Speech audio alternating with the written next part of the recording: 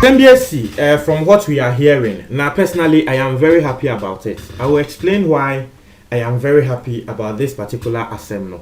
Now, I feel that this is the way to go. Now, Mekasa, Maria, you better hear the answer. You better also subscribe and click the notification bell on the so, and no another screen to see. I will understand latest news be about once I ever can. Aside Canada, Japan, I will turn on the two. Ekasa kene Japan de mostly obinim no kan ho ansem say adan sofo no wonyanko mo ho ansem ye na san the two the sit show ne so no wo be kai Manase osofo bi a friend Manase ene demon breaker wo mo na trese wo mo ka ensem akese efa nsofo ho demon breaker de ne mpo de yen in relation to Reverend Obofo no yen to me nka se demon breaker mpo ebi asem a wakan no incriminating enough. Jo no kind say Reverend Obofo won to mean that. Enti enwumre bia abon say Reverend Obofo etimoto so. Sa ade na demon breaker kind no it is not actually that incriminating. Enti say Reverend Obofo e de asem no ekọ court kra na the outcome no beba ne say ba asem a wakan no how does it I mean destroy your reputation. Na Manase de na wakan no eno ehu Manase say some we kai I think the last time Manase betinan ne two kind of what can say be said osofo bi say wo Kumasi o say Accra ha say o say den osofo ne kan no interview no e wo na two ho say ye the dead body e ko na sorry dem ho na osofo no mpo e describe asem no the whole situation osofo no describe e say wono wo preachi e na ase wo bia sorry e na akondwa no wo hu say obi tina ho na akondwa ba ko hu say obi tina ho no e na obi anso sorry e no mo bo mpae e na wo ma church for ne ka okatra church for ne say nipa no otina se no wo mo bo no sorry na say wada wo mo bebo nipa ko na say nipa ko no dead body atrese once na efi ni hwinim ene nyama nia e ho na atrese wo bo ni junior pastors amane say wo mo enko police station na atrese police station ho no omonko report say we enesi e wa sorry dem wo the junior pastors yes so omoko police station district police station and that is Kumasi Central Police for aba osofo no say wo bia be report say osofo no aye ama wo bia wo sorry ho nti omo ba be che sofo no nti we na osofo Manase wo ka say we ni na no Reverend Obofo na wo hyehyɛ saa de no because na Reverend Obofo pese wo gu saa sofo no nanimu aso wo pese osofo no na sorry na etigu because obviously okwa sorry e wo baby na ebi a wakọ ho na wakọ te say dead body e wo ho obviously so okwa sorry a obesuro nti wunya enkobiom nti we ni na Reverend Manase eka say Reverend Obofo because of competition o pese nipa efri sa asofo na sorry dem eba wo no Reverend Obofo sorry sa time Kumasi nti e na Reverend Obofo eye ade we na waka asem we e fa Reverend Obofo ho just like any other thing ono Manase no waka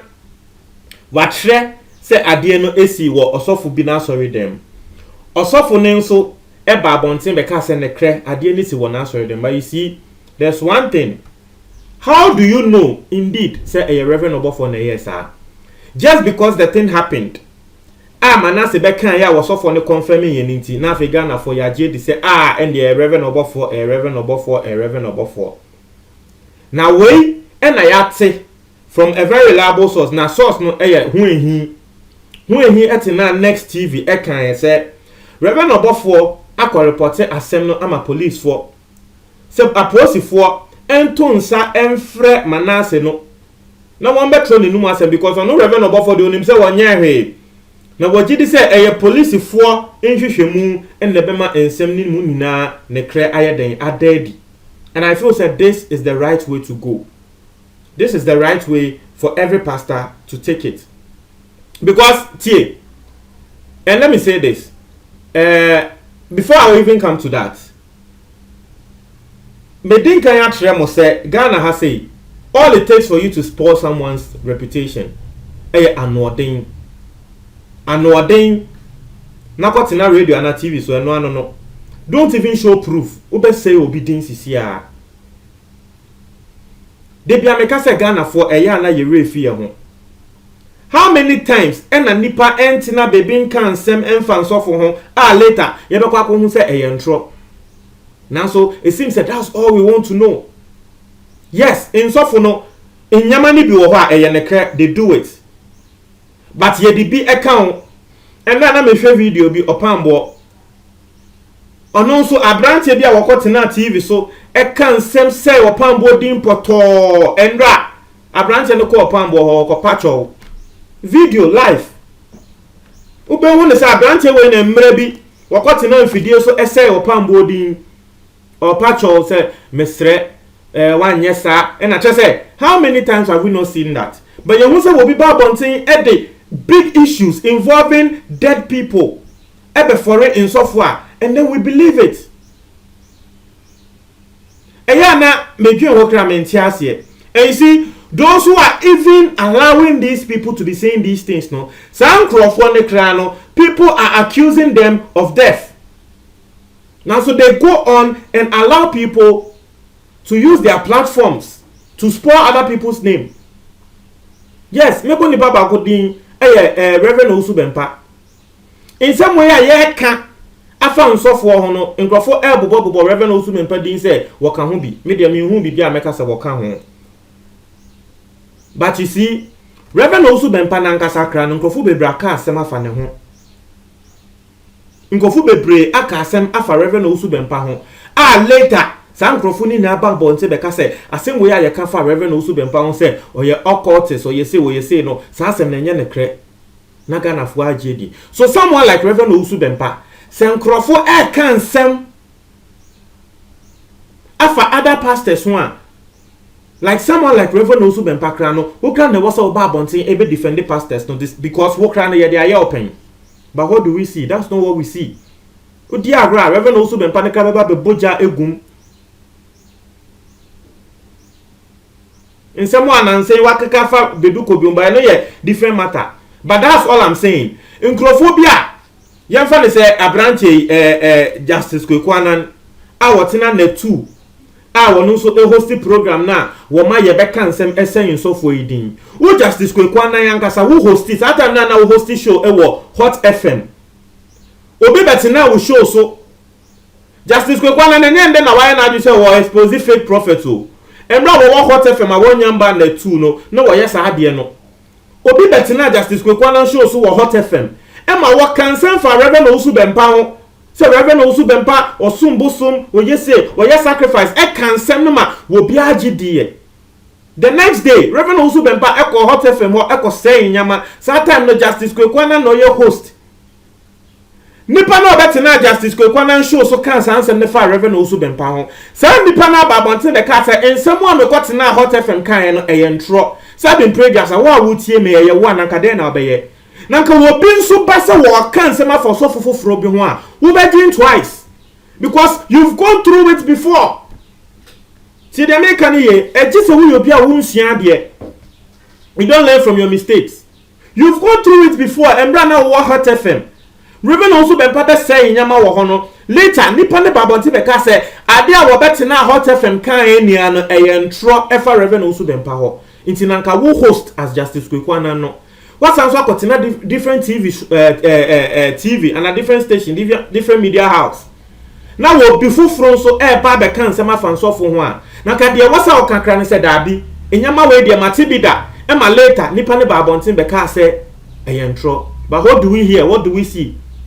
Justice Kwekwanan wo beso so asem ne so supporting Nkrofo without evidence ni e kan sema kese afansofo ne ho.